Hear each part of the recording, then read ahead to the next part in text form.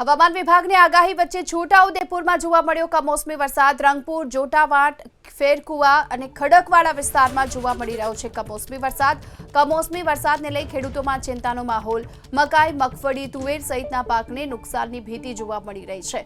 છોટાઉદેપુરમાં બરબાદીનો વરસાદ ખાબક્યો। રંગપુર, જોટાવાડા, ફેરકુવા, ખડકવાડામાં કમોસમી વરસાદ વરસ્યો છે અને આ વરસાદે હવે ખેડૂતોની ચિંતામાં વધારો કર્યો છે।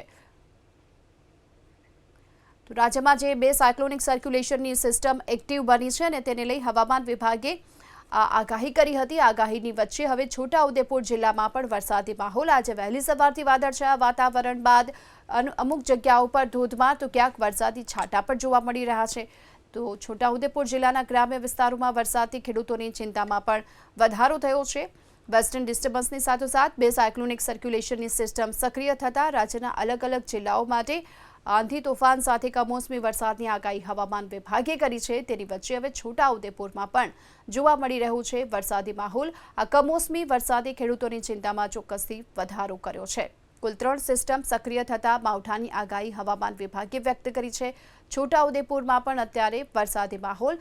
રોડ રસ્તા ભીંજાઈ ચૂક્યા છે। કેટલાક વિસ્તારોમાં તો ધોધમાર વરસાદ ખાબક્યો છે। આજે વહેલી સવારથી જ કાળા ડિબાંગ વાદળો ઘેરાયા બાદ છોટાઉદેપુર જિલ્લામાં વરસાદની શરૂઆત થઈ છે। આ વરસાદ હવે ખેડૂતો માટે મુસીબત બની રહ્યો છે। એક તરફ જ્યારે પાક તૈયાર છે ખેતરોમાં અને બીજી તરફ આ પ્રકારે માવઠું વરસી રહ્યું છે ત્યારે ખેડૂતોની ચિંતા ચોક્કસથી વધી રહી છે।